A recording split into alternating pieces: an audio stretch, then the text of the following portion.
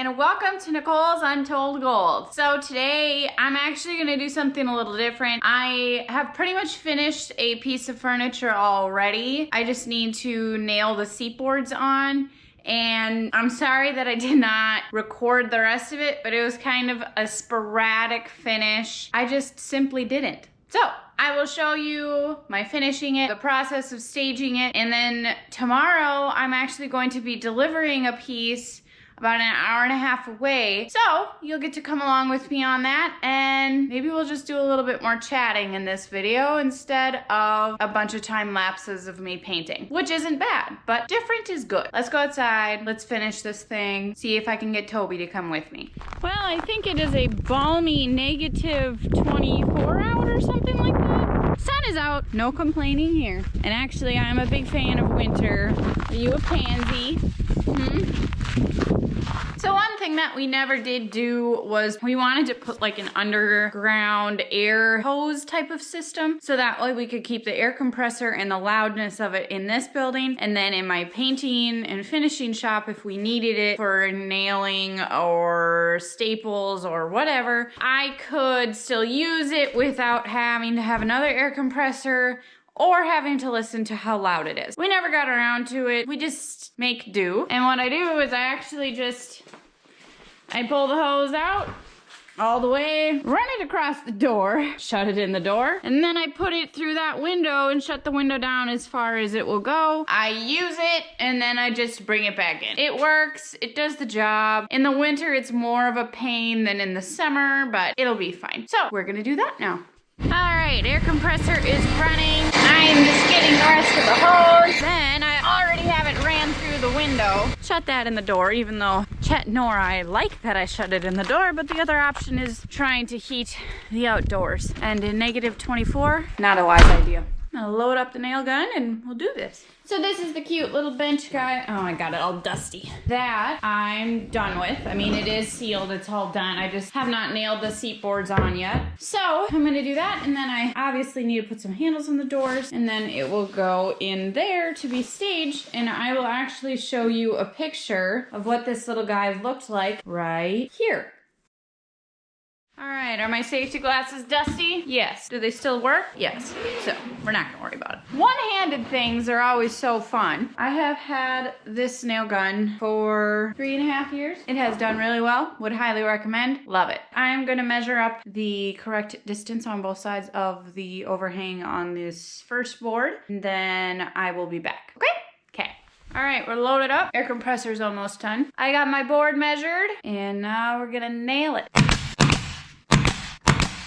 All right, ladies, I'm gonna talk to you for a bit now. If you've ever thought that you can't do carpentry, or I can't use a nail gun, or I can't cut that, listen up. You can, because there was no way. I thought there was absolutely no feasible way that I could do that. Any of it. And fortunately for Chet, he actually doesn't get that involved anymore because I have just learned to do it myself. Now, I'm not saying that you should not be safe about things. Don't go cutting your hands off or nailing through your foot. Don't do that. But I'm just saying that you can do things that are just more seen as manly things to be done. That's what I'm telling you. Girl power, you can do it. Now let's keep going with these boards.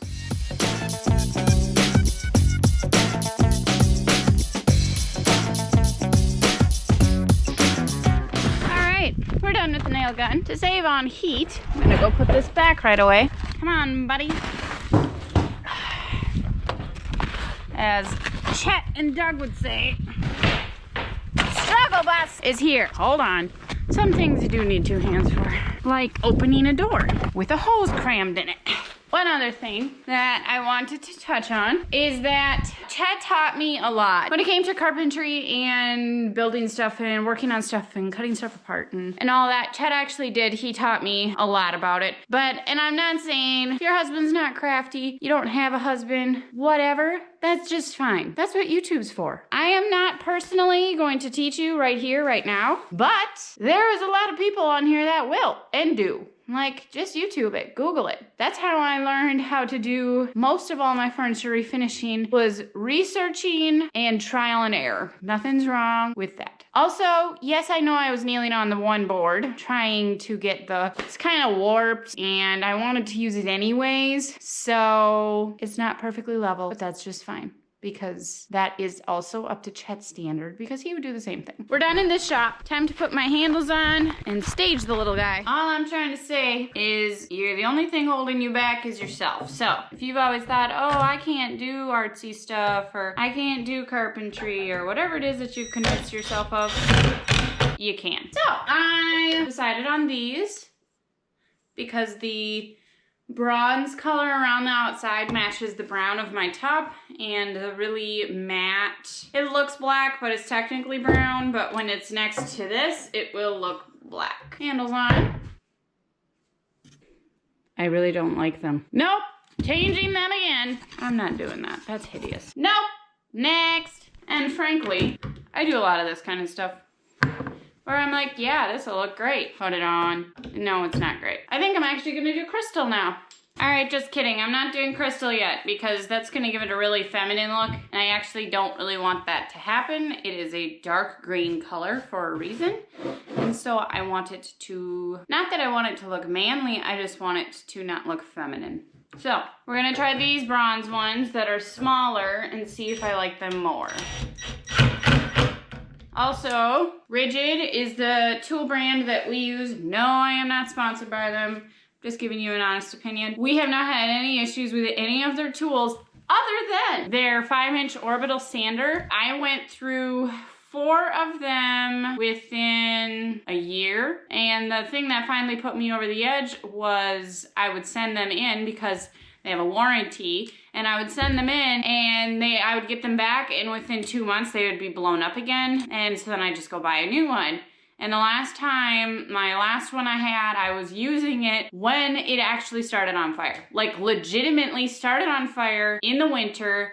I quickly ripped it out of the wall and chucked it outside into the snowbank. So I would not recommend for their orbital or square sander, really, honestly. I had the same issue with their switches always breaking, but I used DeWalt for my sanders. I don't know, I've had really good luck with them, and I've only ever broke one of the DeWalt orbital sanders, and it was my fault. As I accidentally dropped it from a very high height, and they're not really made for that, so that broke it. Oh, this is much better.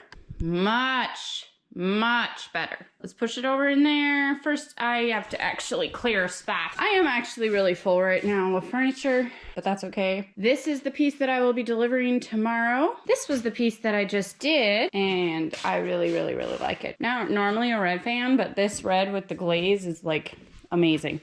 And this dark walnut stained top turned out like fantastic. So, due to the fact that the sun is shining in on that side and will cause a glare for pictures, this wall is out, which is unfortunate because this would have been the easy wall to move stuff for. There's that set. If you've watched that video, I would recommend. It's a good one.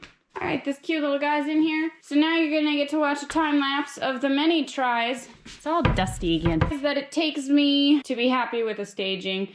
And honestly, most of the time I'm not even fully happy with it, but I just go with it. So, here we go.